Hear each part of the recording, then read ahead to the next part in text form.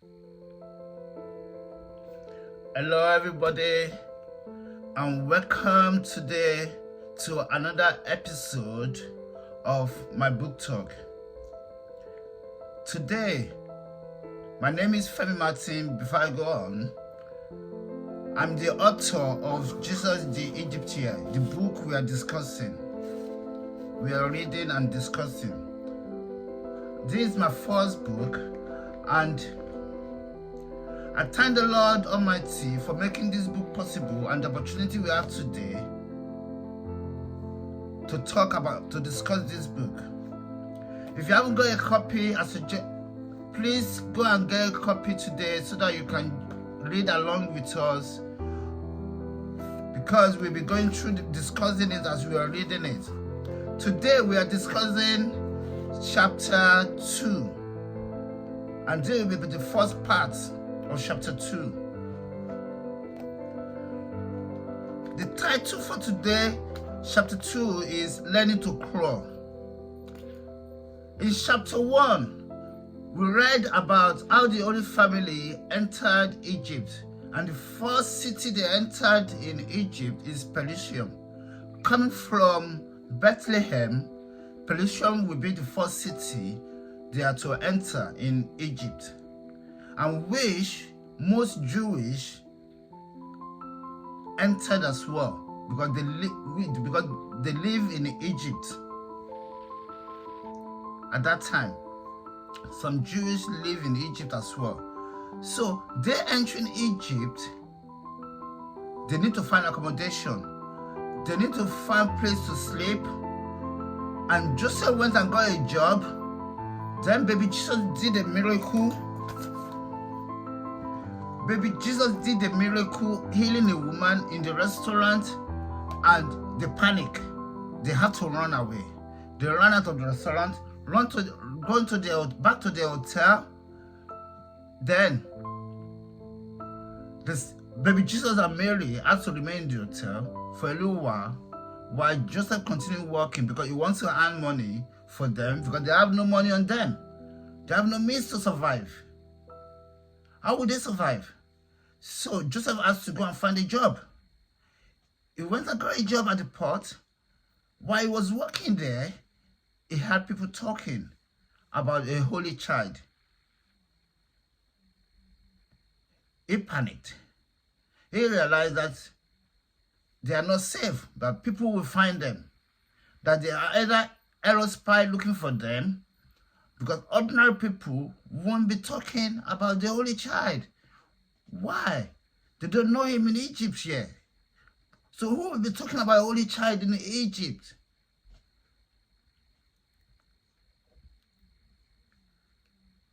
So people asking question has to be Herod spy.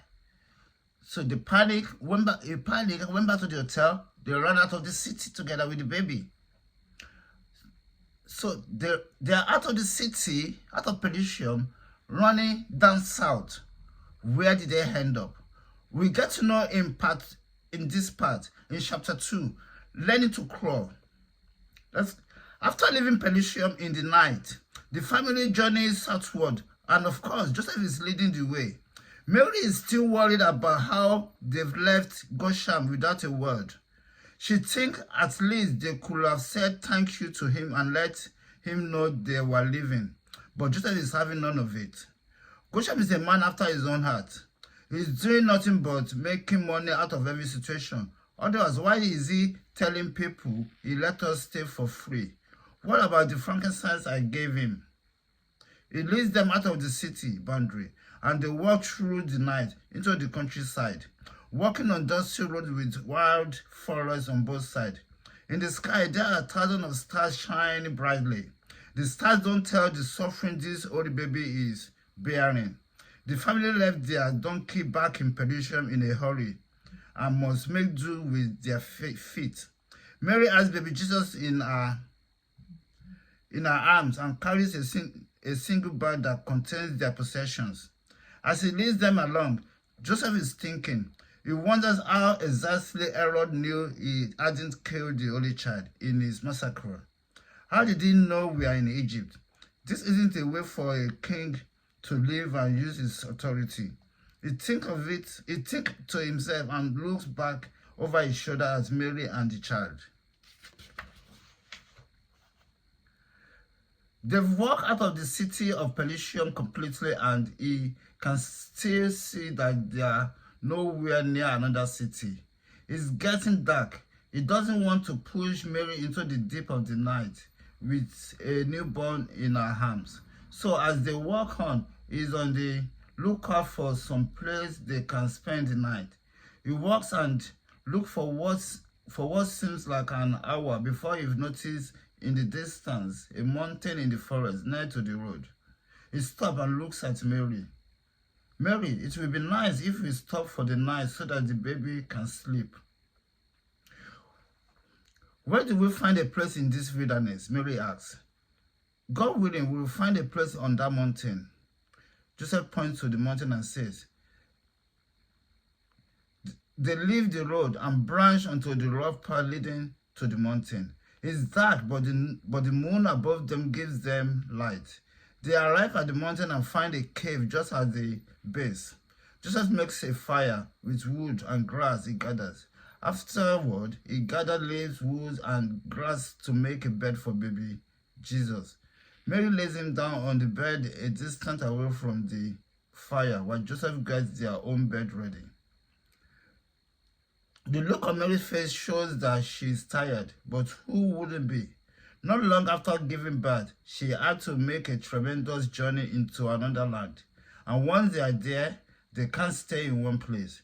The journey from Bethlehem could have been shorter if they didn't have to stop for the night every now and then. At times, they set off late in the morning and still must find a way to feed the newborn. Mary looks weary, but a nice sleep will make up for it. By the time Joseph finished making their sleeping place, baby Jesus is sound asleep with the glow from the fire dancing on him lightly. Mary and Joseph cuddle up together and fall asleep, but not before Joseph says, Mary, you know this baby is the child of God. Do you think he will know me as his father? Who will he call father? Mary turns to her husband and smiles, looking right into his eyes. My dear husband, she says, there will be a lot of time for you to prove to him that you are his stepfather. So I'm not his father. How can you be? He is the child of God. But isn't all Israel? Joseph says, Israel is God's child. Joseph, you talk like you don't believe anymore. Mary says with concern in her voice. No, Mary. Joseph says, realizing disappointment in Mary's voice. Joseph knows that if he says he doesn't believe God's word, it will be a sin. But Joseph is worried and concerned more for Mary and the baby's health. It bothers him that they must keep running in a strange land just to get out of death's reach. I believe he is God's child because I know I didn't do it, and the angel appeared to me as well. I can't deny it. God is really with us. See how far we've come and we are still alive.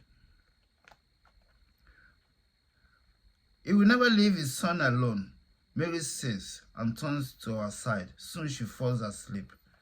Joseph lies awake, still turning things around in his mind. He is reflecting on the miracle God performed to bring baby Jesus to life. He thinks of how he could have planted the baby in Mary's womb, and he is left speechless and baffled. Of course, Joseph is baffled, just like any man would be.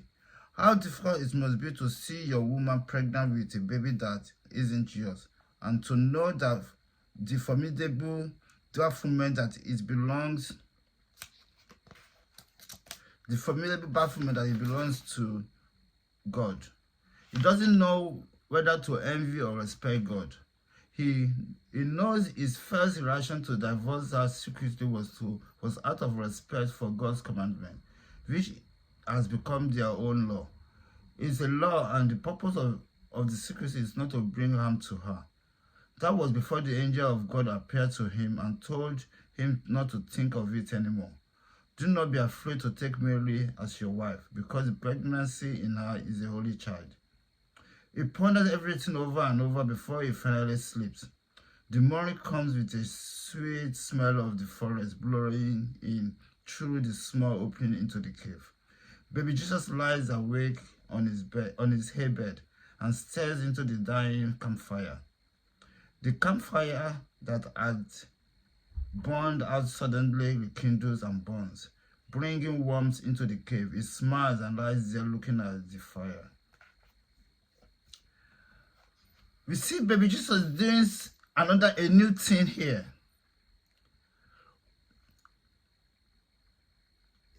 That's to his nature. Miracles. That is his nature. It's just to his nature. Because he is God. He is God.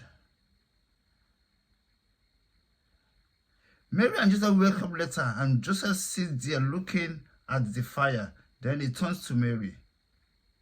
How is that fire still burning? Mary looks at the fire. There is no wood left in the fire, only coals and ash, but the flame is burning high. The Lord is looking after us. He knows we need the warmth, Mary says. She then spots baby Jesus smiling at the fire. Look at him smiling. He likes it. Maybe he did it, Joseph says, rising. He doesn't know what fire is yet, Mary says. It's got a name, you know. Joseph walks out of the cave without another word. He finds a surprise waiting for him. Animals are gazing in the field in front of the cave. The animals are small with long hairs like ears. Instead of running, they stay. Even when Joseph walks into the woods and finds a good long stick that can knock them dead, he walks close to them and they look up at him, then back down again. Joseph just picks one up, puts it under his arm while it's still alive, and walks into the cave with it. See what I've got, he says. Mary, breakfast, lunch, and dinner, they're all out there grazing in the field. He must have done something. Who is he? Mary says. I told you, he's got a name. A beautiful name chosen by God himself. The angel told me. What is his name then? Because you haven't told me since. All I know is what I see. Haven't you seen enough to believe? I believe, Joseph says, still dangling the animal from his hand. Who tells you that I don't believe? He asks, fearing it might be an angel. The way you sounded last night doesn't sound like you believe, Mary says. You even avoid calling him by his name. What do you want me to do now, woman? Call him by his name. His name is Jesus. The angel says it. I know the angel says it, Mary. Then why are you not calling him that? I'm just getting there, woman. Give me a chance. You know, everything has been hectic since you got pregnant. Now see where we are. Just let me make breakfast so we eat before we start going again. He starts to turn around but stops and speaks. Don't you think we should give him another name we can call him? Why, Joseph? Why, Joseph? Mary asks. Mary says, I just thought a pet's name might be good to call him by, because his God-given name is a name of power. Think about it while I get breakfast ready and we can go. Go where? I'm not going anywhere yet.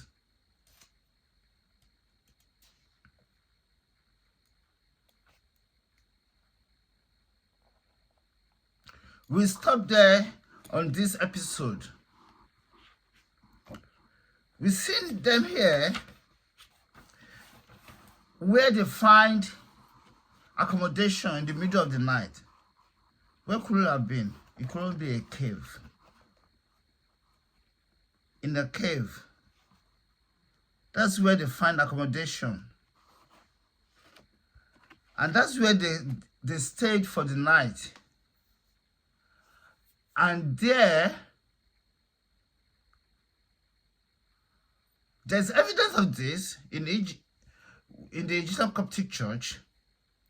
But what we're just drawing out there is that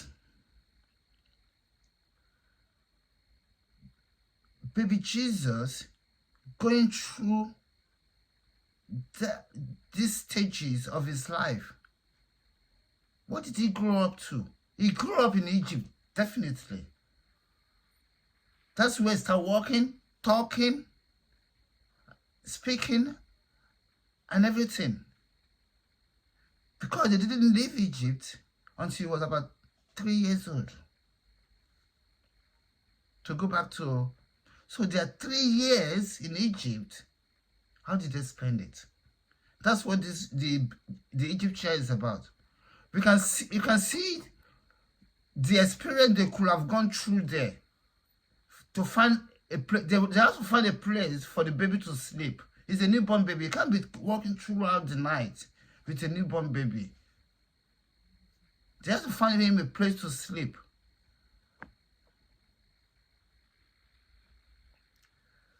Thank you, everybody. That will be the end for this episode. And now, with my testimony, I told you on the last episode that I got under attack. I got the Holy Spirit fire burning on my head, which I can see, but nobody else can see it. It was flaming. And another thing which I didn't mention on the last episode is that while I was praying, there was a sword in the spirit coming out of my mouth. A sword out of my mouth. In the spirit, I can see it. It was like I'm seeing something that is inside me. My vision showing me that. So, but nevertheless, I still got under attack. But that's the beginning by the word Lucifer that was shouted by the voice in the spirit.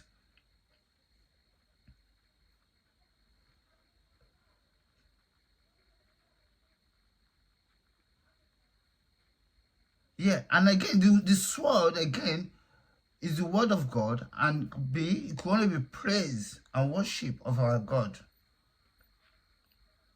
Because it will put his word in your mouth.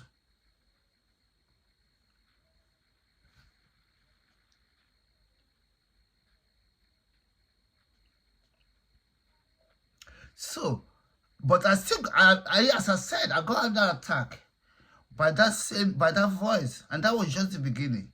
So after that, it's like I was declining in the spirit.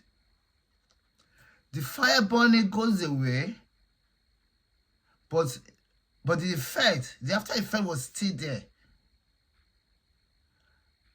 My head was still, a lot of voices was rushing to my ears, and I was picking up a lot of vision, seeing into the spirit, seeing the spirit moving around, hearing voices, and it's not just one, loads.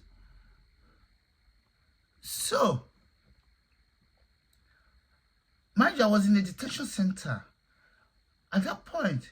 But before that, during my prayers, I received some vision and personal prophecies as well. I received some visions and personal prophecies. And there's another event that took place at that time. I saw a throne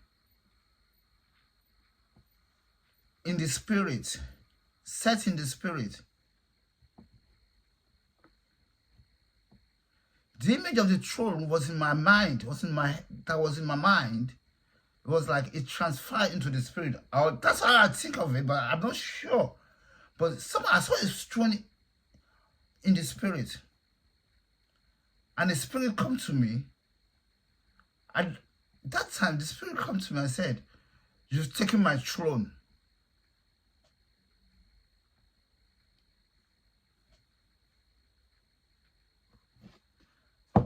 I ignored it completely. I didn't even no.